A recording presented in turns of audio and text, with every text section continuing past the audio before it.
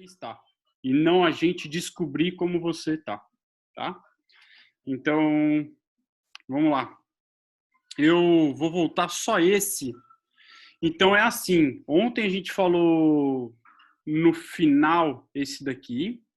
Então, ele é importante. Ele ajuda a gente a ler como vocês estão, como que vocês estão respondendo aos treinos, se os treinos estão fazendo sentido, se você está realmente sentindo esse estresse e sentindo essa carga de treinamento. É isso que esse gráfico vai me dar, tá bom? E é isso que eu consigo ler toda segunda-feira. Bom, antes e super rápido, isso daqui que está escrito, eu queria que vocês lessem depois. É sobre aquilo que a gente brincou, sobre as regras. Então, é lembrar que você já foi iniciante, você tem que ajudar aquele que está começando, é sinalizar, é dar bom dia, boa tarde, é não jogar lixo no chão. Então, é ridículo ter que escrever, mas o pior é ver isso não acontecer, tá? O que você tem que ter na tua bike, que vocês já sabem, que é pisca, farol e um kit básico, tá? Isso aqui eu vou deixar aqui, legal se vocês puderem ler. Isso aqui vocês podem ler, mas é o padrão. Cuidado, é andar do lado direito, é ultrapassar pedindo licença, é agradecer quando ultrapassar, tá bom? Mínimo de educação. Bom, algumas pessoas perguntaram sobre relação de marcha e cadência. Então, quais seriam as melhores combinações e o que é melhor? Pedalar em pé, melhor pedalar sentado, é legal intercalar? Enfim, cada um, essa é a melhor saída, né? Cada um tem o melhor para você, né? Sim, é isso. Mas se eu pudesse responder de uma forma mais prática as marchas da frente, você vai ter 53, 39, que vão ser as pesadas, que vão ser marchas duras, que você não vai aguentar. Se você usar 50, 34, você vai ter uma relação de marcha mais leve, você vai ter mais cadência. Então, no fundo, o que você precisa descobrir é qual é a cadência que vai funcionar para mim. Qual é a cadência que eu vou conseguir girar o suficiente para também não estourar o coração. Então, assim, quais são as melhores marchas, melhores cadências? Então, como eu estava falando, 50-34 vai ser uma marcha, um volante da frente mais leve, o pessoal vai poder girar mais. Ah, Igor, eu quero acabar essa prova, eu quero fazer um out-route, eu quero acabar, eu quero ser feliz. Vai de 50-34 na frente, você vai girar bastante, não vai fadigar tanto, coloca lá atrás uma 32 para momento de apuro e você vai ser feliz. Ah, eu sou forte pra caramba, eu consigo, eu tenho força para girar o pé de vela. Então vamos de 52, 36, que você vai ter cadência, você vai ter marcha no plano, você vai conseguir render. E lá atrás, o que eu uso? Não vai ser 28, mas pode colocar uma 32. Uma 30 encaixa direitinho e dá na medida. 32 você vai ter uma folga. Então, o que é a cadência ideal? Na subida, começou a ficar muito abaixo de 50, 60, é porque está pesado. Precisa ganhar um pouco de cadência. Começou a sobrar marcha demais, está girando demais, está passando toda hora de 80, 90 na subida, fica esperto, vê se é isso que funciona para você. A frequência está subindo muito?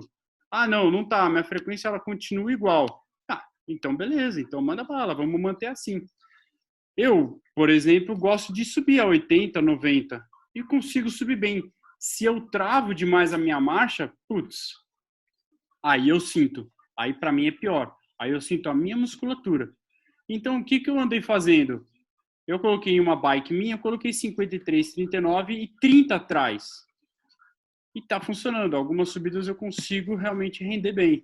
Então 39, 30 tá funcionando para mim. Putz, eu já subi o paiol de 39,30. Dá? Putz, dá.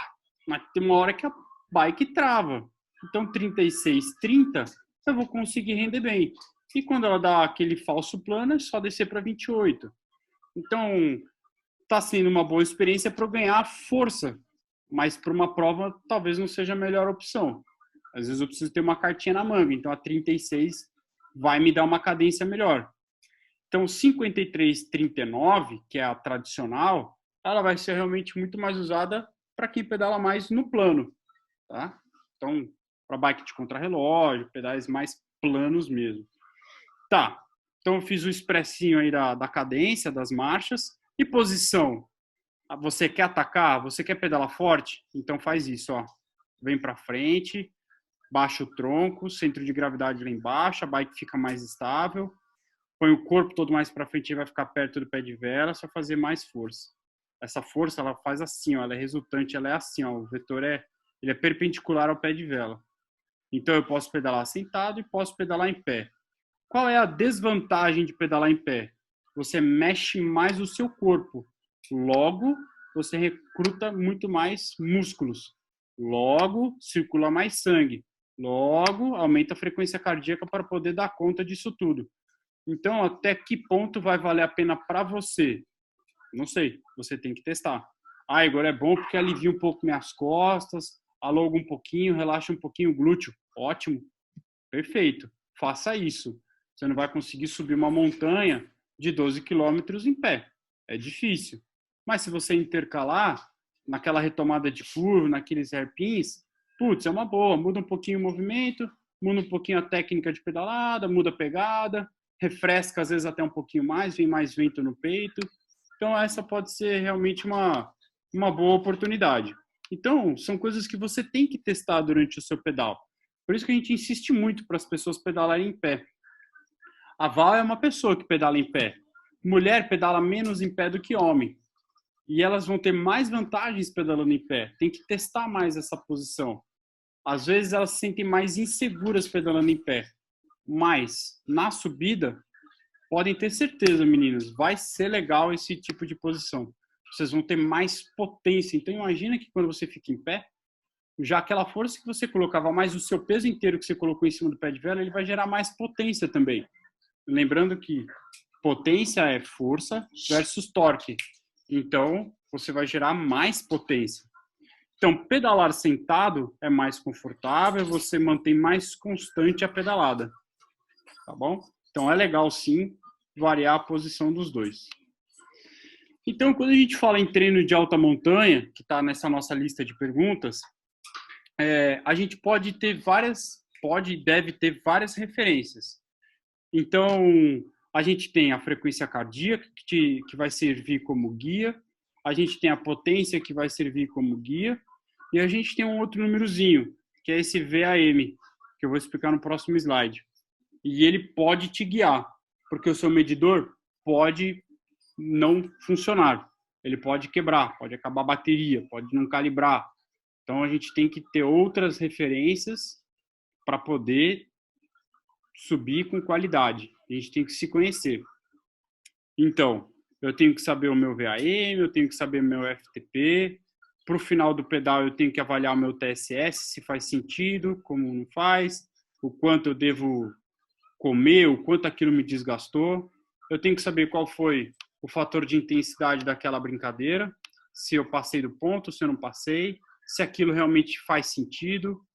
E eu tenho que acompanhar ao longo da minha periodização meu CTL, meu TSB, tudo isso vai me dizer se eu tenho que descansar. Igor, estou me sentindo cansado, não sei o que está acontecendo. Eu vou olhar lá e falo, pô, mas seu TSB tá bom. Como é que tá? Como é que tá o trabalho? Como é que tá a família? Tá comendo bem? Como é que você tá? Tem dormido legal? Às vezes, essas perguntas são muito mais importantes do que só o número que aparece na tela, tá? Muitas vezes. Eu dei um exemplo ontem, não dei para a turma agora das 6, vou repetir. Essa semana, no comecinho, coloquei os treinos do Rafa Bombana, a gente olhou lá, a TSB estava bom, o final de semana não foi tão intenso quanto poderia ter sido, porque acabou fazendo um treino mais light, ok. Na terça-feira a gente tinha um treino de subida. A maioria a gente tinha colocado um treino de subida leve, para ele a gente optou por um treino na terça-feira mais forte. Por quê? Porque eu olhei o TSB dele lá e dava para colocar. Coloquei como sugestão, ele foi lá e executou. Então é esse bate-papo que tem que acontecer e é por isso que eu vou insistir, aproveitar que tem bastante gente aqui, coloque em comentário pós-atividade. coloquem. Ele é muito mais importante do que só o número que está na tela. Então, para a gente poder dar um feedback para vocês, outro dia uma pessoa me pediu, Igor, avalia aí para mim como é que eu tô. Eu não tenho como olhar. Eu não sei ler bola de cristal. Eu sei ler números e comentários. Então, se vocês colocarem bastante comentário e tiver tudo alinhadinho, carregado, calibrado, putz, vai ser super legal. A gente vai conseguir bater um super papo e poder avaliar como de fato vocês estão. Se a gente estiver errando, a gente tem que tentar entender como que funciona melhor para você. E faz parte desse nosso serviço interpretar como está o seu dia a dia. A gente, às vezes, nesse bate-papo, descobre outras coisas que não são a bike e que fazem os atletas melhorarem. Então, é isso que a gente tem que colocar nessa conta, nessa avaliação. Tá? Bom, seguindo para o VAM, então, assim, eu sei... Deixa eu voltar. Eu sei que eu consigo subir uma montanha a 300 watts. Eu sei que eu consigo subir uma montanha a 170 batimentos. Puta, mas eu esqueci a bateria e o medidor não está calibrado. A quanto de VAM eu consigo subir? O que é VAM? VAM é a velocidade vertical. São quantos metros em uma hora eu consigo subir. Então, é essa proporção que ele vai me dar. Tá? O quanto de ascensão por hora. E é esse número que a gente encontra. Então, eu tenho que um Lanterne Rouge de uma prova, ele sobe a 500 de VAM, ele sobe 500 metros em uma hora. Isso a gente está falando numa subida de média de 7, 8%, ela é cravada, ela é 100% perfeita. 700 VAM é uma mulher que sobe bem, é uma mulher que faz um outroute e acaba ok, acaba bem, acaba feliz, performa. 900 para 1000, não preciso nem falar, está escrito aqui, né? Fenômeno. E um homem que pedala bem, ele vai subir para 700, 900 e beirar o 1000. E eu tenho outro fenômeno que também sobe a 1200, 1400. Então, um contrarrelógio, ele arrisca uns 1400. Um contrarrelógio, ela belisca os 1000. No dia a dia, é 800, é 900. No dia a dia, ele pedala 1000, 1100. Então, um contrarrelógio é uma coisa, na etapa por etapa é outra. Um Pro Tour, ele vai subir a 1600, tá? É totalmente fora da curva. Mas no dia a dia, ele vai subir 1400, 1200. Então, é realmente diferente, mas isso aqui serve de uma boa base para vocês. Então, é legal vocês verem esse número, vocês se habituarem a ter esse número de leitura durante, para vocês entenderem o que é, e ter esse número e vocês interpretarem ele no final do dia, no final do treino. Lembrando que ele é melhor em montanha. Então, assim, um Pico do Jaraguá para mais.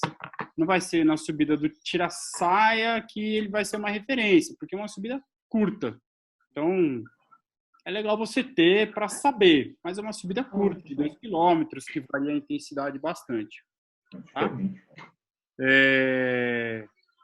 Então, aqui a gente começa a falar de uma outra coisa, que quem está vivendo bastante o Zwift agora, está vendo isso daqui, que são os watts por quilo.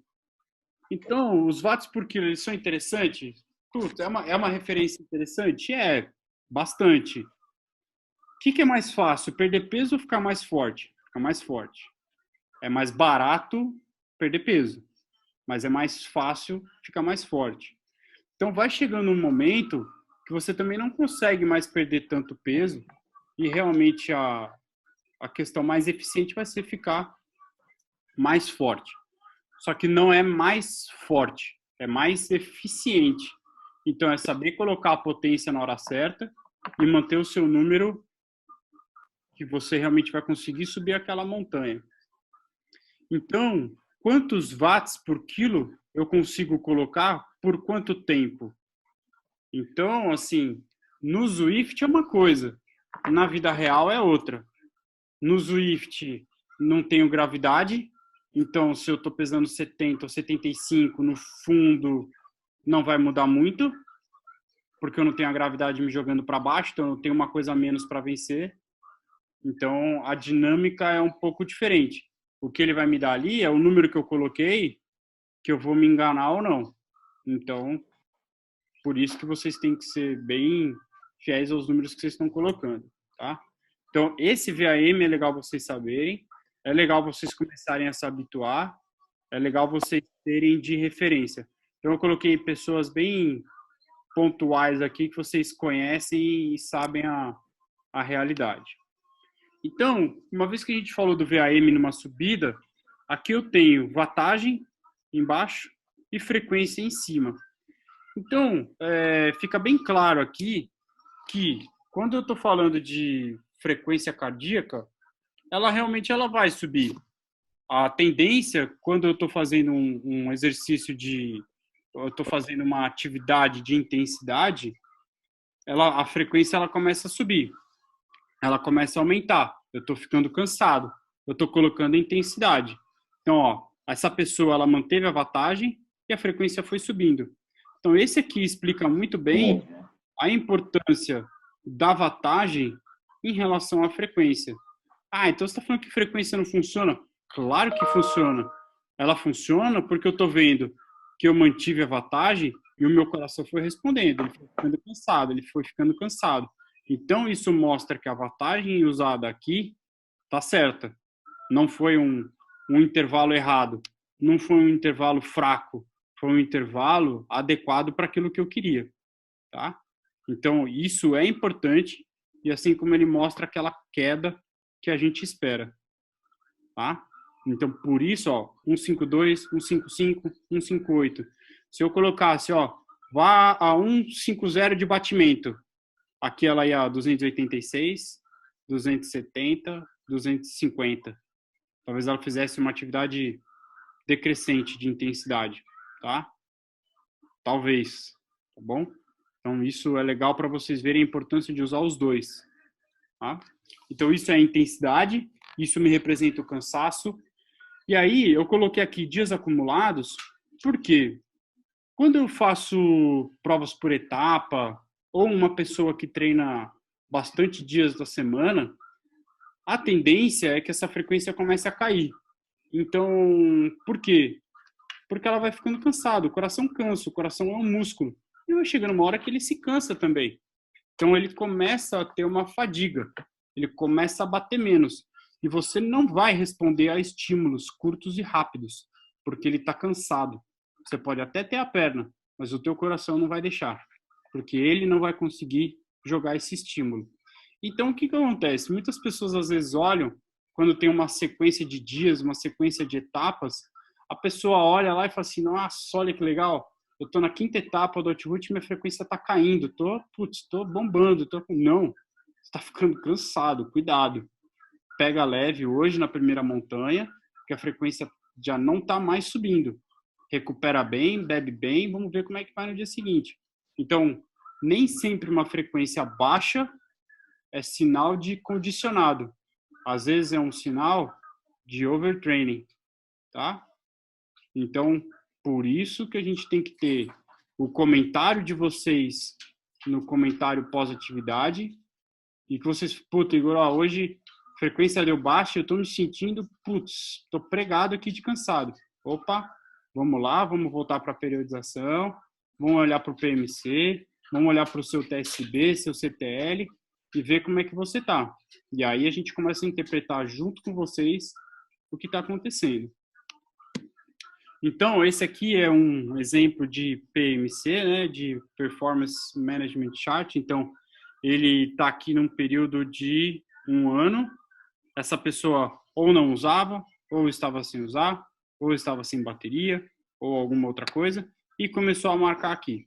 Então, como eu já falei para a turma anterior e falei para alguns ontem, toda vez que eu jogo uma atividade, eu tenho um roxinho para cima, eu tenho um estímulo, eu tenho um TSS.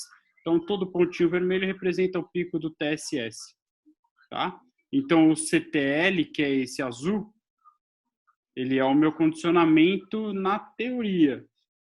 mas isso não quer dizer que essa pessoa não está treinada. Tá? Então, se eu pegar aqui, ó, esse aqui foi o dia de maior estresse para a pessoa. Será que faz sentido uma pessoa que esse ano inteiro rodou assim conseguir fazer esse estímulo aqui? Então, não sei. Será que ela foi pedalar no carnaval e fez um training camp? Será que, porque ó, teve um destreino aqui, ela foi viajar? Ou será que ela ficou sem treinar e participou do rachão? E aí, putz, foi totalmente estressante para ela? Ou será que só descalibrou e marcou, ela foi com frequencímetro, o frequencímetro deu pau e marcou muito acima e a gente não percebeu? Pode ser. Outro dia eu estava com um atleta aqui que estava com menos 50. Falei, putz, bobeei, vacilei em alguma coisa aqui. Quando eu fui ver, foi um treino lá atrás, que a frequência descalibrou, deu 9.000 TSS num treino. Então, assim, eu fui lá, corrigi e pronto.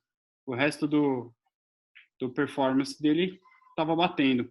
Então, por isso que é legal vocês conhecerem isso daqui tudo, para vocês poderem entender cada vez mais como vocês estão. Então, é legal que vocês entrem nele e falem, Igor, eu olhei aqui, cara, nossa, meu, tá muito alto. O que aconteceu?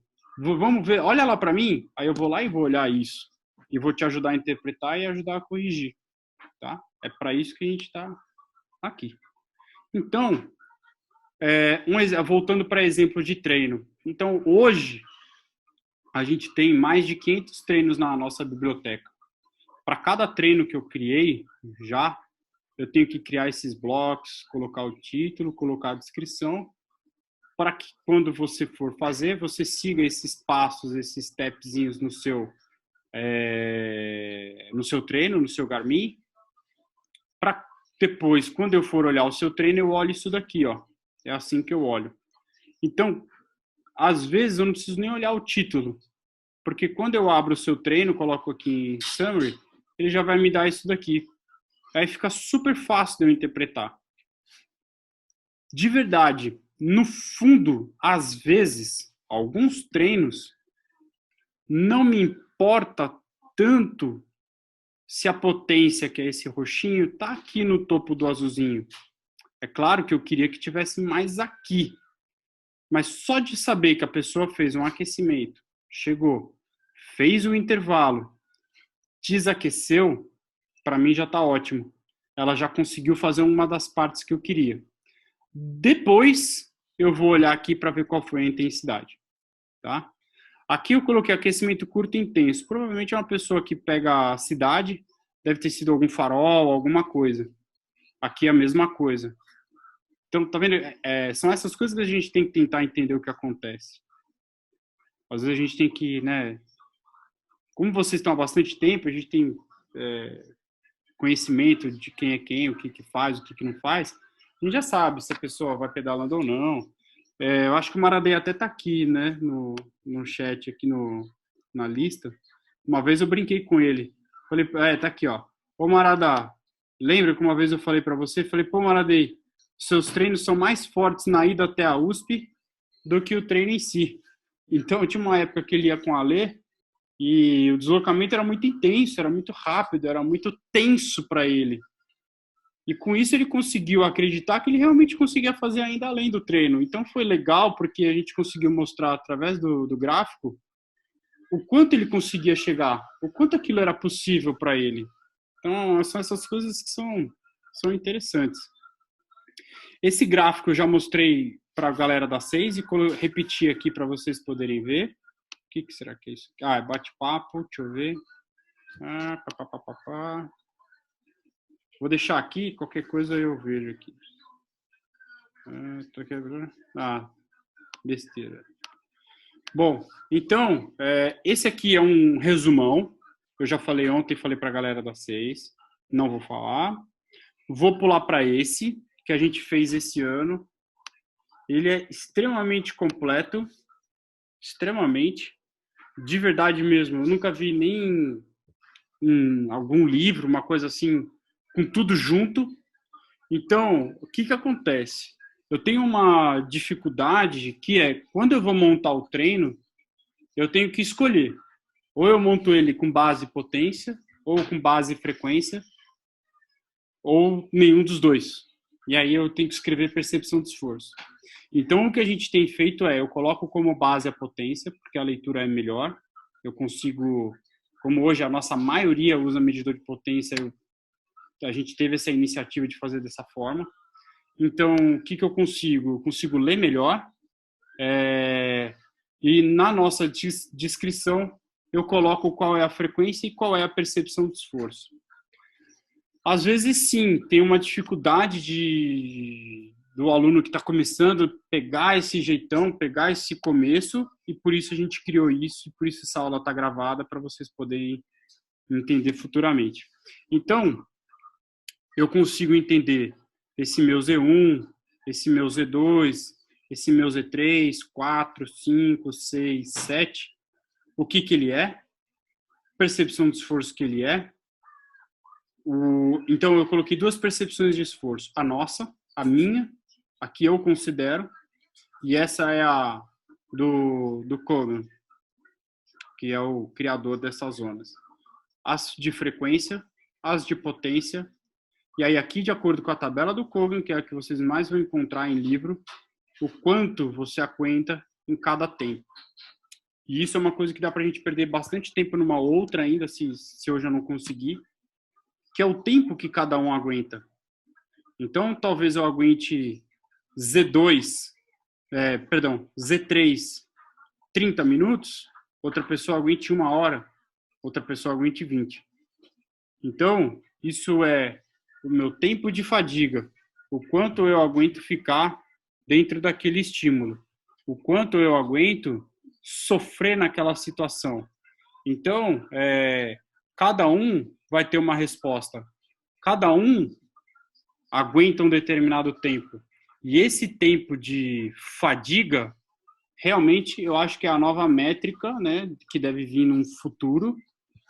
Ainda não tem no Training Peaks para vocês, eu consigo ver de uma outra forma, ou através do WKO. O WKO ele é bem complexo, eu não consigo abrir de aluno por aluno, então apenas alguns a gente consegue ver com calma, e a gente vai acompanhando mês a mês. Uma coisa que eu falei ontem, e vou aproveitar já que eu falei do WKO. O WKO, ele tem uma ferramenta que eu clico no teu nome, então ele está lá, ele vai aparecer Alexandre Cruz. Aí ele vai aparecer do lado do nome, Time Trialer. Aí vai falar assim, o Alexandre Cruz é um contrarrelogista. Pô, legal, beleza. Baseado em quê? Baseado nos últimos treinos que ele fez. Mas o Ale está sem treinar. E o que ele tem feito? Ele tem ido para o trabalho de bike. E ele passa por muito farol. Então, ele faz muita arrancada. O que ele virou? Um sprinter. Então, é muito perigoso eu falar para você que você é um time trialer, que você é um sprinter, que você é um... Por quê? Porque depende do treino que eu estou passando para você. Então, você é aquilo que você quer ser. O que eu consigo te ajudar, o que a gente consegue te guiar é, para a prova que você está indo fazer, isso está rendendo bem. Você está querendo fazer um contrarrelógio? Ok, temos que treinar desta forma. Igor, quero ser um ciclista de endurance. Vamos treinar endurance. Então, a gente tem um exemplo do... Eu vou emendar 2 assuntos agora que servem bastante, vai emendar tudo isso que a gente está falando. Tempo de fadiga, FTP e perfil de ciclista, tá? Então, presta atenção que esse exemplo é muito legal. Então, eu tenho o Igor, que é Endurance, e tenho um Igor que é sprintista. São 2 Igors com o mesmo FTP, são os 2 Igors com o mesmo peso, só que os 2 querem fazer um letap. Quem vai melhor? O de Endurance. Mas isso então quer dizer que o de Sprinter não pode ir bem? Pode. Ele pode andar mais de roda, ele pode ser mais inteligente. Só que o que acontece? Eles têm o mesmo FTP. Só que o que acontece? O tempo de fadiga do Igor de Endurance é maior. Então o Igor de Endurance ele consegue manter 300 watts por 1 hora. O Igor sprintista ele vai conseguir ficar a 270 por 1 hora. Mas, em compensação, se esses dois forem para uma prova de circuito, o Igor sprintista vai melhor, com o mesmo FTP. Mas por quê? Porque o Igor sprintista ele consegue subir e descer a vantagem várias vezes. O Igor Endurance, que tem o mesmo FTP, ele não vai conseguir, porque ele não consegue chegar numa potência muito alta várias vezes.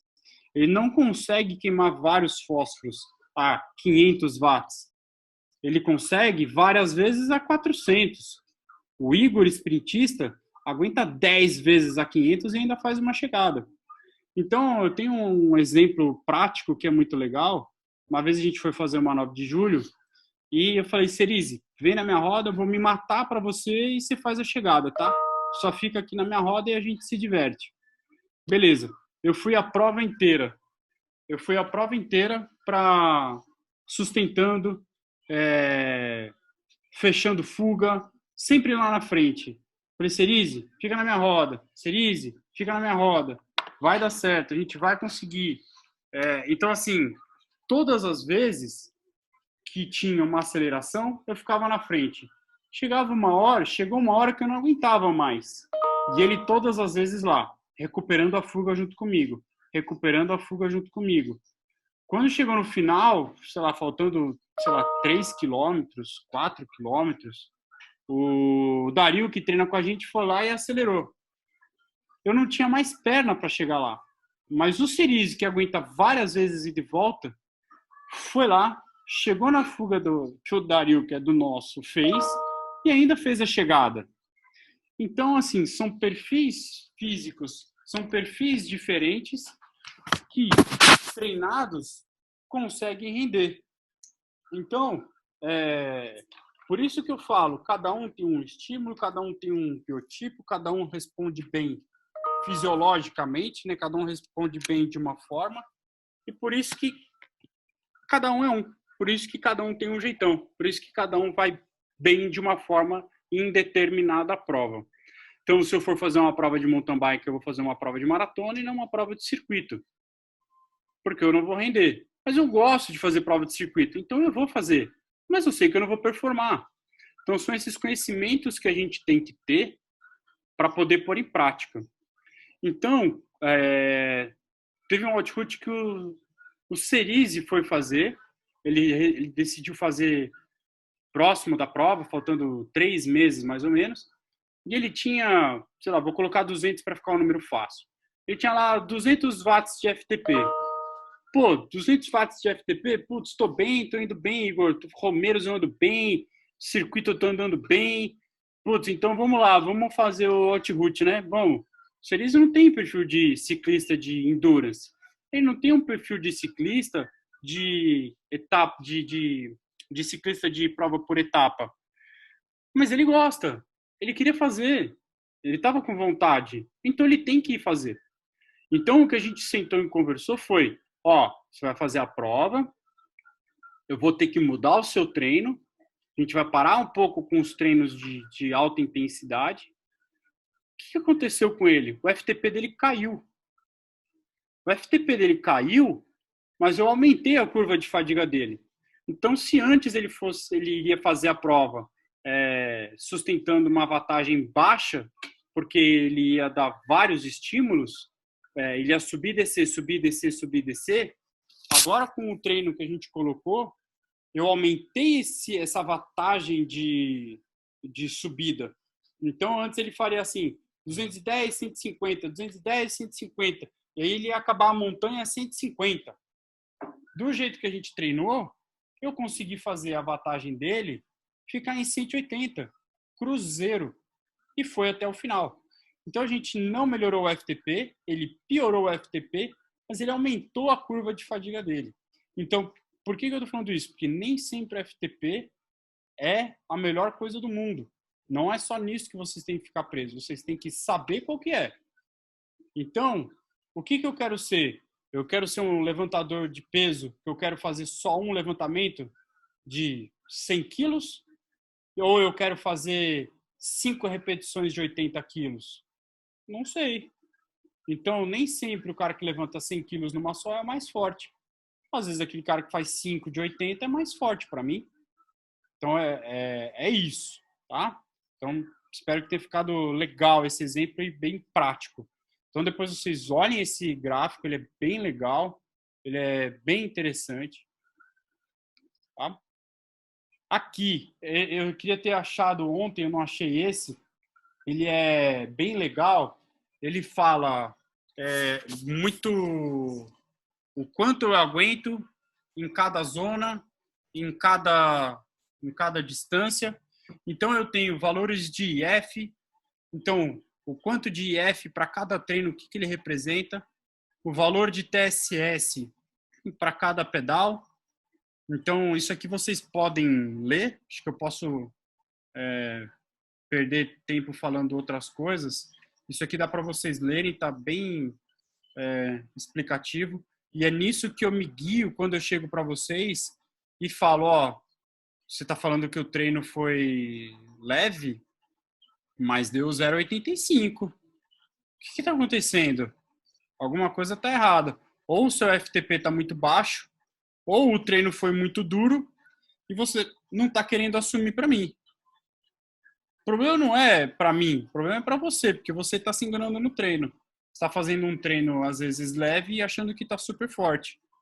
Então, você está se enganando. Está levantando, está escrito lá que no peso está 20 quilos, mas você está levantando 10 e achando que está acontecendo. Então, é aí que está o lance. Aqui eu tenho esse guia, então, só para vocês terem ideia como é fácil a gente classificar se você é um all-arounder, um sprinter, um time trialer.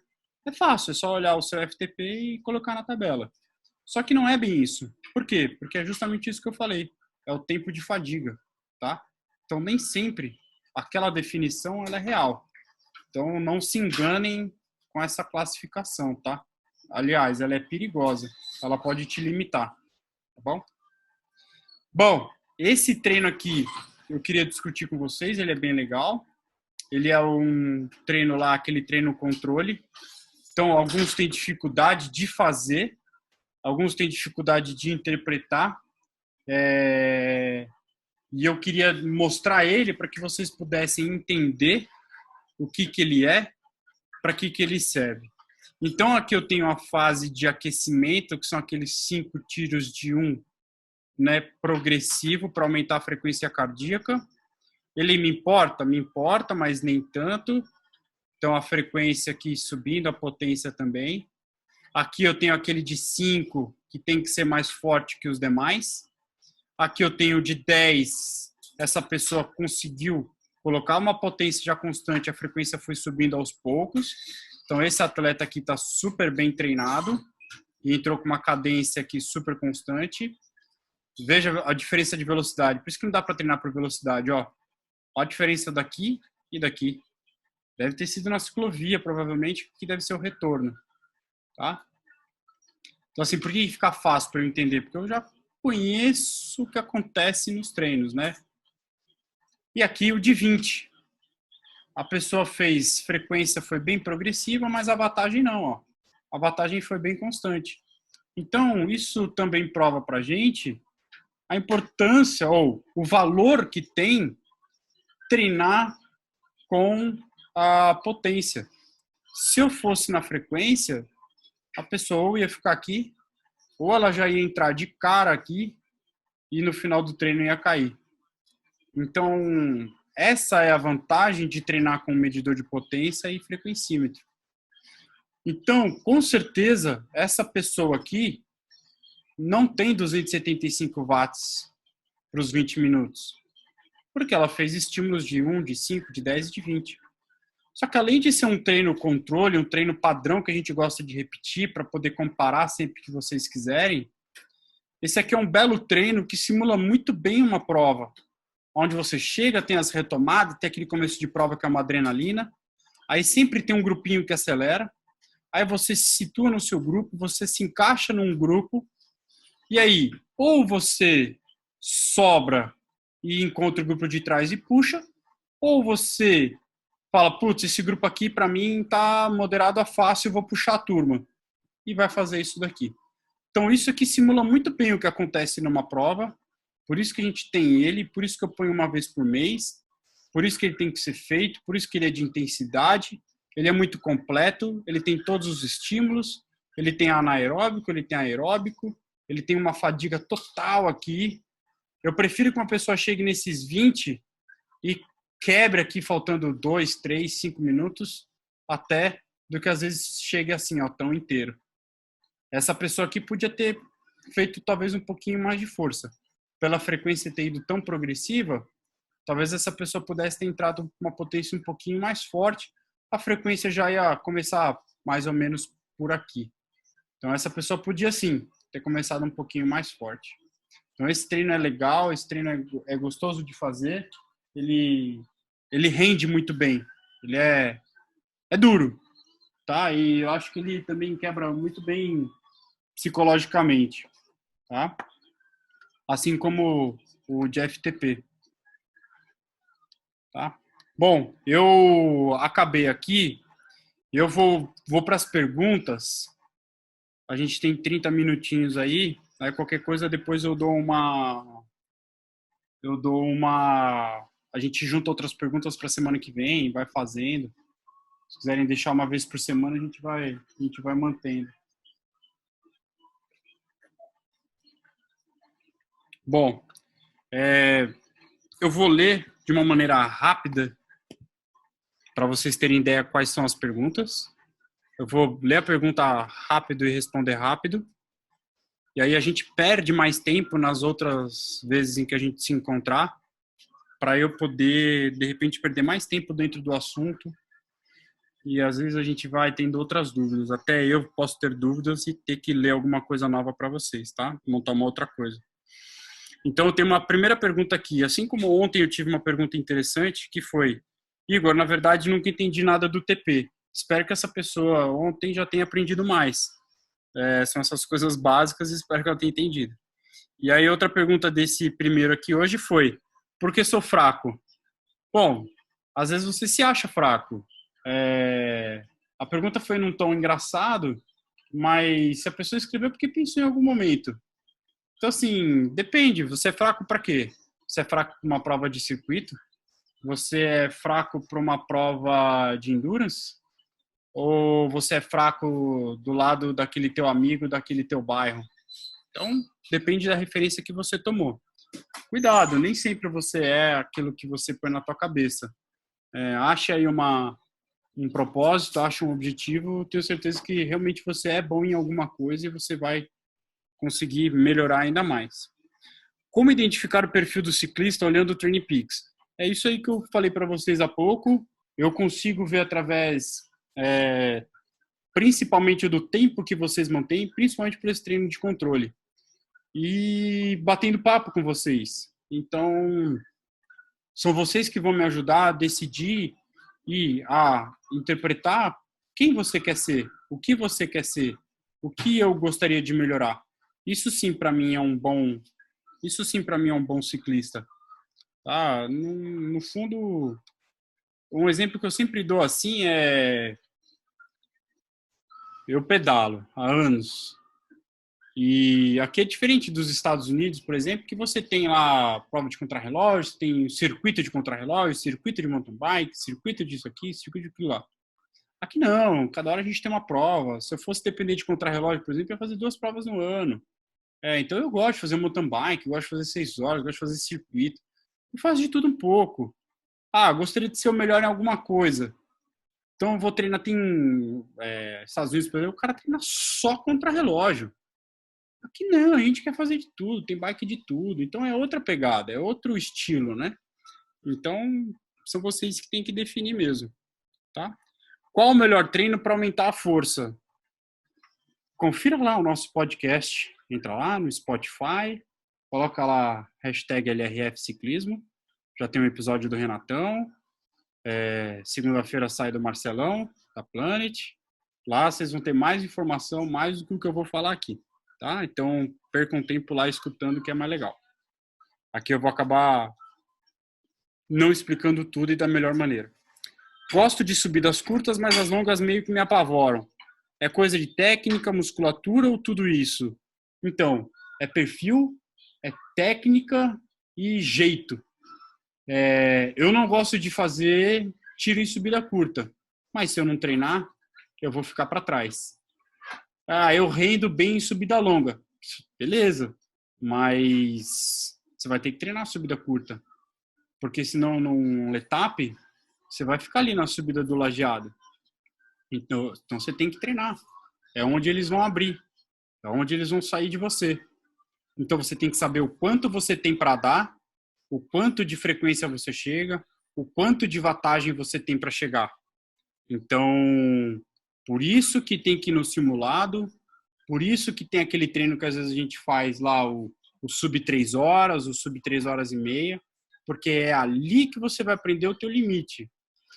Igor, o negócio é o seguinte, eu pedalo porque eu gosto, pedalo porque eu quero. Legal, é isso aí mesmo. É isso que eu tô preocupado. Mas eu quero que você faça o letap em 7 horas, mas eu quero que você chegue feliz. E não sofrendo toda vez que você olha para a subida.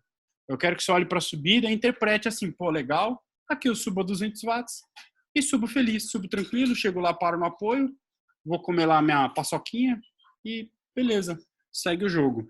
Então, é treinável? É treinável, eu me adapto e eu melhoro, tá? Como escalar melhor? Você vai escalar melhor, né? Essa era outra pergunta, tá? Como escalar melhor? Você vai escalar melhor treinando subida, conhecendo os seus números de subida, conhecendo a sua cadência, conhecendo a marcha que você está usando. É aí que você vai aprender a subir, tá? Nem sempre aquele que treina mais anda melhor. Quando a gente foi fazer o nosso primeiro Outroot em 2013, eu estava realmente com medo, porque eu ia subir a primeira vez e estava levando um monte de gente comigo. Então, se desse errado, eu estava ferrado. Conversei com um cara que já tinha feito. Ele falou, nossa, Igor, eu vou no meio da semana, eu subo 4.000, até dar 4.000, e daí eu volto para São Paulo. Eu falei, você tá louco, cara. Você vai até lá no meio da semana para subir 4.000 em Campos do Jordão, né? Eu falei, guardei aquilo no meu HD e nunca fiz aquilo. Então eu tive a escolha de seguir o que o cara me falou ou não fazer. Então o que eu optei? Eu preferi que os meus atletas fizessem várias vezes de 2.000, 2.500 do que fazer um treino de 4.000. Resultado, a gente sempre foi melhor do que essa turma que eles treinam. Por quê? Porque é quantidade de treino, são dias seguidos, consistência. Então não adianta nada subir 4.000, mas subir morto. É melhor você treinar 2.500 e subir bem, 3 e subir bem. E treinar no outro dia mais 2. É isso que vai fazer diferença. E é isso, tem que se conhecer, tá? Igor, existe alguma estratégia melhor para subir a montanha? É isso. Explica a característica de cada treino, por exemplo, crisscross e sweet spot. Então, em cada um deles, eu vou pela potência. Então, se eu quero atingir o VO2 ou não, se eu quero treinar limiar anaeróbico ou não, e aí cada tempo, cada estímulo eu tenho. Então, se eu quero fazer alta intensidade e mais repetições, é nisso que eu vou comandando. Então, hoje alguns fizeram lá o de sweet spot, que era um pouquinho abaixo, eu tenho o de crisscross. Aí, se quiser, a gente depois pode perder tempo um dia. Na semana que vem eu posso colocar. Eu coloco os dois treinos, um do lado do outro, e vocês vão ver a frequência e a potência. Tá? Aí eu comparo melhor. Treino de subida, como serra, como aumentar o FTP. Então, eu expliquei que não é só o FTP, mas sim a curva de fadiga. Como aumentar o FTP, tá vendo? Mais um. Como faço para comparar treino de subida e saber se estou evoluindo? Para saber se você está evoluindo no treino de subida, a melhor coisa, aí eu vou jogar para o Strava. Porque é ali que você vai saber se está subindo melhor ou não, mais eficiente ou não. Então, nem sempre subir com a maior potência ou com a maior frequência vai gerar uma melhor subida. Se você quer subir rápido, é tempo. Se você quer subir várias vezes, idem. E aí é lá que você vai dar o seu lap e calcular se você foi melhor ou não. Então, tá vendo? Para cada coisa a gente tem um guia. Treinem só pelo Strava. Não, não é. Ah, mas eu quero ver se eu estou melhorando. Strava, tá? Pá, pá, pá, pá. Um tópico interessante seria a relação de velocidade e coroa. Já falei. Técnica de subida, falei. Como avalio minha semana baseada nos treinos que fiz? Como sei se foram treinos com resultado de qualidade ou não? Para você saber se o seu treino foi de qualidade, é realmente ver se a proposta e o executado bateram. Então, aqueles blocos, realmente, eles fazem sentido. A cor que fica o treino, se ele ficou verde, amarelo, vermelho, putz, para mim é o de menos. De verdade. Porque às vezes tá lá 1h30, só que, putz, daí você encontrou um amigo, daí você foi bater um papo, daí você foi, putz, foi tomar café. Nem sempre a cor do treino representa se você de fato fez ou não. Ele é mais importante a cor, por incrível que pareça, é no dia do regenerativo. Porque o que acontece? Ele fica colorido, é tempo e TSS. Então, se você fez 10 tiros a 300 watts, ou se você andou 40 minutos a 250, talvez ele fique na mesma cor, só que o treino foi diferente. Então, o regenerativo não, aí não tem como enganar. Então, nem sempre a cor, não fiquem presos à cor. Qual o volume ideal para foco em aumento de FTP? Já respondi. A aferição do Training Peaks pelo Zwift é confiável? Então, acho que na verdade é um pouco ao contrário. A aferição do Zwift, o Zwift e o Training Peaks se conversam na mesma língua? Sim, porque eu estou falando em números. Mas desde que o seu rolo e o Zwift estejam calibrados, é isso.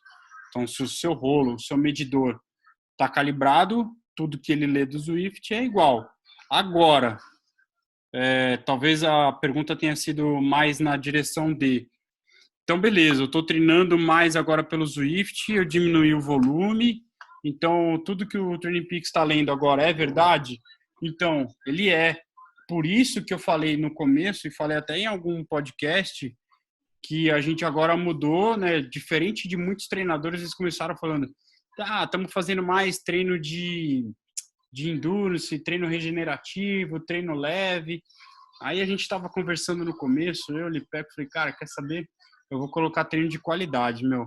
Vamos colocar treino intenso, vamos colocar treinos mais curtos, de 1 hora, e porrada, treino técnico, treino de VO2, é mais fácil de controlar, e eles vão sentir realmente uma melhora maior, mais rápido. Então, realmente tem sido bom. Então, só que acontece, essa leitura do Training Peaks ela é acumulativa, né? Então, você vai sentir esse resultado depois de 15 dias. Então, como a gente está falando de 2 meses, hoje o seu Training Peaks já está numa linha constante. Agora, quando mescla realmente Zwift, né? Ou seja, rolo, rua, aí talvez fique um pouquinho atrapalhado, mas aí é bom aproveitar para usar o rolo ou para o treino de qualidade ou para o treino regenerativo, que daí ele vai dar na mesma. Ele vai ter a mesma qualidade de leitura. Ele vai gerar o mesmo TSS, que foi o que a gente falou ontem. Então, ele se baseia no TSS, tá? Então, assim, a próxima pergunta era, você já explicou antes, mas ainda acho complexo entender fadiga, fitness, CTL. Então, já falei ontem e falei hoje um pouquinho no começo. O CTL, a ideia é que ele suba, mas ele nunca vai subir como uma escada rolante. Ele tem que subir como uma escada. Subo até o primeiro andar, daí ele fica um pouquinho plano, eu descanso, subo outra escada, subo outro lance. Se eu subir uma escada rolante inteira, eu não vou aguentar. Então, ele vai gradativo e aquela pessoa que está com CTL alto o ano inteiro, alguma coisa tem errado. Ou ela está rodando no mesmo, ou os números não estão fiéis, tá? Ou o FTP está descalibrado. Então, tem que ter oscilação, tá? O que tem que prestar muita atenção é o TSB. Então, que é o form. Ele não pode passar muito tempo abaixo de menos 20, menos 25. Aí a pessoa está errando a mão, ou por muito volume, ou por muita intensidade, ou os dois juntos. E aí eu sempre aviso, sempre deixo um comentário, ou você tem que saber como é que tá para poder corrigir isso tudo, tá? O que é TSS não vou falar, já falei. Queria entender melhor o TSS e, consequentemente, form, fadiga, fitness. Acabei de falar. Relação fadiga, aptidão e form. É isso. Também tem um lance que cada um aguenta um tempo. Então, tem gente que aguenta ficar mais tempo em menos 15, menos 20. Tem gente que quando bate menos 15 já precisa de um descanso. E aí, por isso, eu preciso que vocês falem como vocês estão se sentindo também. Para poder entender o que é menos 15 e o que é menos 25 para você. E nem sempre um número negativo representa que você não vai render. Eu gosto de citar um exemplo, eu e o Lipeco uma vez, a gente teve uma semana super cheia de treino, aí num sábado a gente fez um Romeiros forte, que eu me lembro, e foi cento e tanto, aí a gente viajou e foi fazer Big Biker no domingo. Putz, eu e ele pegamos o pódio, numa prova que é difícil. Então, assim, será que realmente o menos representa que eu não vou render? Se eu tivesse olhado lá menos 15, menos 20, eu ia falar, nossa, amanhã eu não vou render. Pura besteira. Talvez eu tivesse ido mal porque eu olhei meu número. Porque eu me enganei pelos números e não porque eu realmente estava mal. Tá? Eu estava cansado. Então, o número é só um guia. Tá? É possível projetar pelo forma uma recuperação após uma semana dura de treino? Sim, total, é isso aí. Então, é o form que vai me falar, pronto, agora você já está pronto para voltar a colocar a intensidade de novo. Quero aprender a avaliar um treino no gráfico, a gente faz isso. Como posso avaliar se poderia explorar mais em uma prova pelo Training Peaks? Então, aí isso eu tenho que fazer junto com o atleta. Eu teria que pegar realmente um atleta, uma prova, e aí a gente vai olhando o FTP que a pessoa tem, quantas vezes ela chegou nele, qual foi a estratégia da prova, a estratégia da pessoa dentro daquela prova, para eu poder avaliar e definir. Falar assim, você podia ter ido mais, ó, chegou com tanto de IF. Às vezes tem gente que chega no final da prova com IF de 0,70 alguma coisa, 0,80. E sim, a pessoa podia ter dado mais, podia ter ido além. Então, tudo isso entra na conta da interpretação da prova. Então, quando vocês fazem uma prova e não colocam um comentário pós-prova, aí que a gente fica bem cego, fica bem sem saber o que aconteceu. Porque eu não tenho ideia como que foi. Se andou na roda, se puxou pelotão. Às vezes a pessoa puxou o pelotão a prova inteira e não conseguiu chegar. E aí, às vezes, foi mal no resultado. Mas pela prova, a pessoa foi bem, puxou o pelotão a prova inteira. Qual era o objetivo dela? Era puxar o amigo ou era fazer a chegada? Então, isso é ir bem, né? O que é ir bem para você? Tá? Qual é o tempo necessário para uma preparação para prova longa por etapa, como um Route, um Brasil Ride? Se você já tem um condicionamento, consegue já fazer um treino, eu usei acho que ano passado para alguém isso e foi bem legal. A pessoa me perguntou isso, eu falei assim, tá, você consegue ir para campus e fazer 2 dias de treino com 3 subidas, 4 subidas em X horas? Consigo. Então tá, então agora você tem 12 semanas para treinar para uma prova dessa. Agora, se a pessoa não consegue ir para campus e fazer treino de montanha, por exemplo, uma serra nova e 2 serras velhas e fica cansado, então essa pessoa vai precisar de mais de 12 semanas para poder começar a treinar mais específico e ter certeza que consegue fazer uma prova dessa. Tá? Então, assim, é de pessoa para pessoa, mas o mais importante para uma prova por etapa não é se ela consegue fazer, sei lá, 3 serras novas. Para mim, pouco importa. Para mim, o que importa é se ela consegue subir durante 4 dias isso. Então, é isso que importa, são os dias seguidos. Então, o mais difícil para uma prova por etapa é você acordar e pensar que você vai ver o seu bretelle e você vai ter que vestir. É mais difícil do que saber se você vai conseguir subir ou não. Mas você vai acordar com pique de pedalar no dia seguinte. Então, é isso que representa o treino. Então, A gente estava na programação agora até o Dani e tudo. O Marge a gente tinha na programação. A partir de março ele já tinha que estar realmente fazendo um treino no sábado e um pico no domingo. Não tinha jeito. Para mim, pouco importava se ele subia a 17 minutos ou a 20. Ele tinha que chegar lá e fazer 5 subidas a 20, 25 minutos. Era isso que me importava. Isso ia mostrar que ele estava pronto ou não. Se ele ia ganhar ou não, são outros 500. Ele tinha que aguentar fazer isso. Era esse volume de treino. Como analisar pós-treino? Aí a gente vai ter que fazer um outro dia. Eu vou pegar algum treino de alguém. E aí a gente analisa junto. Aí eu deixo até o áudio aberto para a gente poder perder mais tempo avaliando. Como você deve administrar a potência em prova? Arriscar? Esquecer a potência e só monitorar? Ou é melhor planejar uma potência média? Então, por isso que eu gosto de deixar a tela com a potência instantânea e com a potência... Deixa eu tirar aqui, está carregando, eu vou tirar. E por isso que eu gosto de deixar com a tela do atual e com a tela do normalizer. Porque daí eu vou dando lap e aí eu tenho os laps dos NPs. Porque daí eu consigo controlar melhor aquilo que eu estou dando naquele momento. Então, de repente, eu andei no pelotão o tempo inteiro e aí resolvi fazer uma fuga. E aí eu fiz uma fuga e... Deixa eu tirar aqui. De repente eu fiz uma fuga e vou fazer uma fuga de 20 quilômetros. Eu preciso saber quanto eu estou colocando naqueles 20 quilômetros. É isso que vai, de fato, me guiar. Então, é importante, sim, eu saber. Eu tenho que ter essa estratégia. E mais do que isso, Peraí, deixa eu tirar aqui, eu queria aparecer aqui.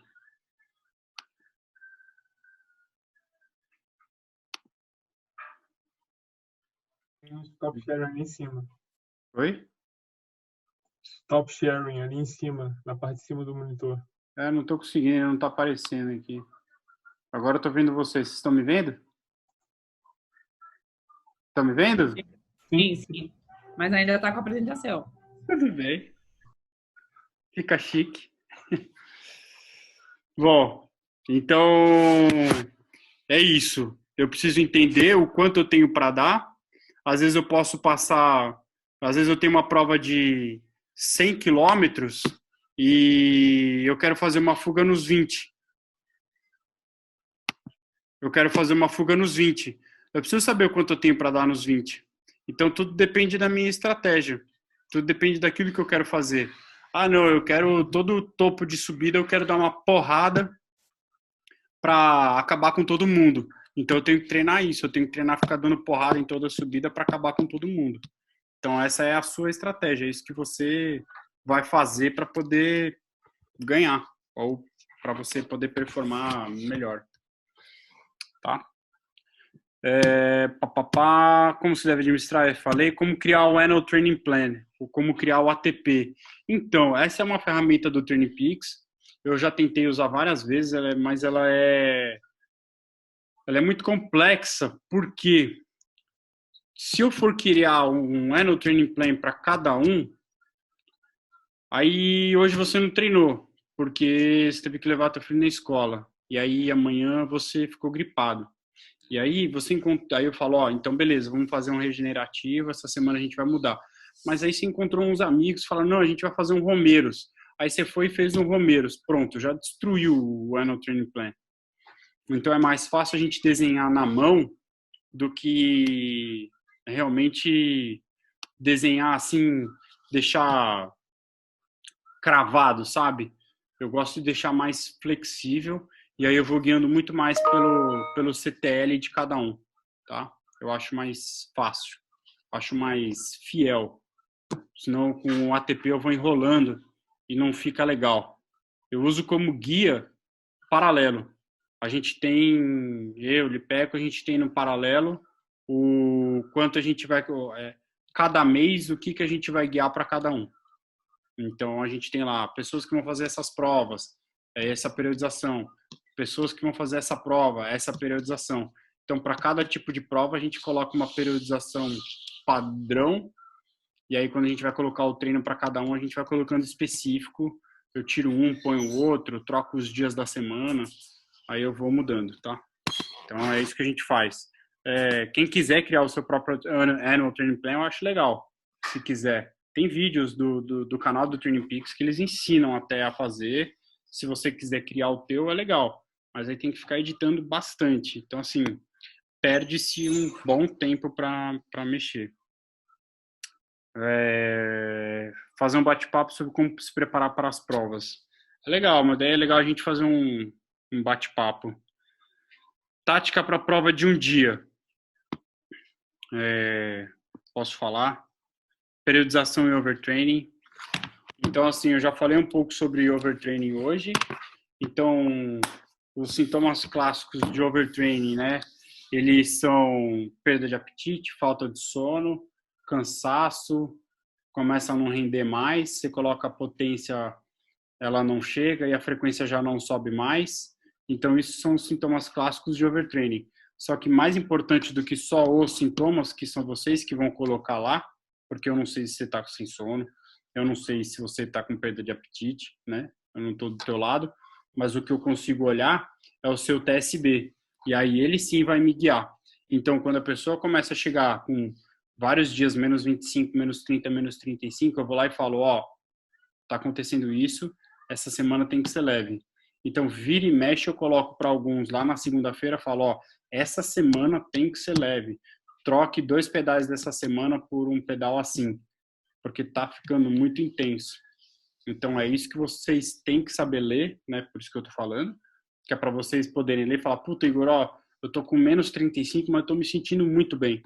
Tô ótimo, tô bem, tá rendendo. Então, beleza. Então, peraí que eu vou olhar outros números e aí a gente avaliar se esse menos 35 ele é uma verdade ou não. De repente, a gente só tem que mexer nas métricas dos seus treinos. Às vezes é só isso. Ou às vezes eu acho um número lá atrás que estava descalibrado. Às vezes foi um medidor de frequência que pegou, que estava descalibrado e aí por isso ele marcou alto e marcou menos 35. Tá? Às vezes é uma besteira que talvez não tenha nada a ver. Então, eu me preocupo muito com overtraining, isso é perigoso. E aí entra, mas ao mesmo tempo, por isso que não que é perigoso, mas por isso que é mais divertido esse jeito que eu faço. De toda semana é pau. Porque se é 3-1, 4-1, putz, a chance dessa pessoa não chegar num overtraining é maior. Mas só que ao mesmo tempo, quando eu faço isso 3-1 ou 4-1, eu tenho que, para todo mês, que são 4 semanas, então eu tenho que, para todo mês, 1,5 essa pessoa não vai render, que é a semana leve e o começo da outra. Então, se eu coloco que toda semana é semana valendo, essa pessoa toda semana ela tá pronta para responder algum estímulo. Mas é claro que eu não coloco treino de tiro, treino de força, treino de VO2, treino de sweet spot, eu não coloco isso em toda semana. Então, por isso tem uma semana que eu coloco um regenerativo, tem semana que eu coloco 2, tem semana que eu coloco 2 speed skills, que é para poder dar essa balanceada. Senão fica realmente muito duro. Então, é dessa forma que eu dou essa balanceada. Mas vocês podem ver que toda semana tem estímulo. Nenhuma semana de vocês é totalmente leve. Toda semana tem um treino de intensidade. Toda semana tem um treino de intensidade. Senão fica... Sabe quando vocês falam, pô, hoje eu fui dar um tiro, fui dar uma acelerada, a perna não respondeu. Às vezes é por isso. Às vezes é porque foi falta de estímulo. E foi uma coisa que eu falei, acho que pra galera das 6, não sei se foi no das 6 ou das 7, agora eu me perdi. Antigamente, quando eu treinava assim para Ironman, tinha treinador que colocava 15 dias leve ou 15 dias decrescente. E aí, às vezes, aquele atleta que tinha tudo para pegar uma vaga não pegava porque entrava xoxo na prova. Entrava com a perna sem responder, o coração não estava pronto. Só que ao invés de o treinador, no caso, fazer o polimento, fazer aquele pré-prova, ele estava fazendo o contrário, ele estava destreinando o atleta de tão leve que ele pegou por 2 semanas. Então, esse é o perigo de colocar treinos muito leves. Aí, alguns até aqui a gente tem feito assim, quando a gente está Às vezes a pessoa fala, puta, eu vou voltar, eu vou voltar, eu vou voltar. Eu tinha um padrão sempre de colocar treinos mais leves e ir crescendo. Às vezes a gente já tem colocado 1 ou 2 treinos com mais estímulo, já para a pessoa pegar no tranco, para a pessoa já sentir um pouco desse resultado. Só que ao invés dela fazer 10 tiros, ela vai fazer 5, porque eu não quero machucar, porque eu quero dar os estímulos curtos, mas pelo menos a pessoa já sente aquele gostinho do treino e já sente, opa, preciso treinar. Tinha 5 tiros para fazer, aguentei 3. Puta, show, beleza. Mas ela teve 3 tiros, ela teve um estímulo legal de treino. Então, é assim, aos poucos que a gente vai colocando e vai dando resultado pro treinamento, tá? Beleza. Então, isso era sobre o overtraining. Tinha uma outra que era legal, que acho que dá, a gente tem 5 minutinhos. Então, assim, tática para prova de um dia, né? Prova de um dia é prova pro tudo ou nada, né? Então, se você quer performar, é prova do tudo ou nada. Então, largou forte, vai ter que largar forte. Por isso que a gente tem aqueles treinos simulados, é por isso que a gente tem esses treinos sub 3, sub 3 e 30. Ele serve para isso. Porque é isso que vai acontecer na prova. E eu falo porque, assim, eu também aprendo muito com vocês. E uma coisa que o Luqueta sempre brinca comigo, ele fala, Igueta, você perde quando os caras estão chegando no topo da subida e eles dão mais uma. É aí que você perde, é aí que você fica. Mas quando chegar na montanha, você chega na gente. Então, mas só que olha o quanto eu gastei. Eu gastei para dar essa porrada que eu não aguentei e gastei para tentar chegar em vocês. Então, assim, tem que treinar essas dificuldades. A galera vai melhor aonde? Na largada e nesses estímulos no meio. Então, é aí que você tem que arriscar. E não sair que nem um super-herói achando que vai chegar no pelotão sozinho, vai fazer uma fuga. Não tem helicóptero filmando você, então esquece. Tem que andar em pelotão e tem que fazer o pelotão entender qual é a melhor forma de chegar no da frente e economizar o máximo de energia. Então, se o melhor FTP ganhasse a prova, na hora da inscrição você colocava lá o teu peso potência e você ganhava a prova, que é o que tem acontecido um pouco no Zwift. Então, ganha a prova quem é mais inteligente. Ganha a prova quem sabe colocar a energia no melhor momento. E até eu estava lendo uma matéria do cara que ganhou aquela prova lá, ele foi campeão inglês, né, do Zwift, campeão do GE Games. Ele fala isso, ele fala que ele aprendeu a correr a prova, então não ganha quem é só o melhor peso potência até. Ele sabe pegar a roda no Zwift e tal, né? Mas a gente não, né? A gente é mais porrada. Então você tem que saber administrar para poder ver o quantas cartas você tem para dar. Por isso que eu volto, por isso que eu gosto de ter o lap, que ele é mais legal. Tá? Você consegue ter ideia do quanto você está fazendo em cada trecho. Pô, eu tô aqui na prova, fiz o Letap, fiz ali o Itapeva, tal, fiz o Planão, cheguei ali na região de Santo Antônio, aí que a galera deu um aperto. Aí eu dei um lap, Igor, porque daí a hora que eu fui subir a montanha, eu dei um lap para ver o quanto eu conseguia ainda dar na montanha, porque eu sei que a subida lá da velha, eu vou a 200 watts, e eu tava bem. E aí eu fui monitorando, eu tava indo a 180, 190. Então é isso. Então aí tá a questão da estratégia e de saber o quanto você tem para dar em cada trecho. Tá? Deixa eu ver aqui, deixa eu tentar mudar um negócio. Aqui. Aí.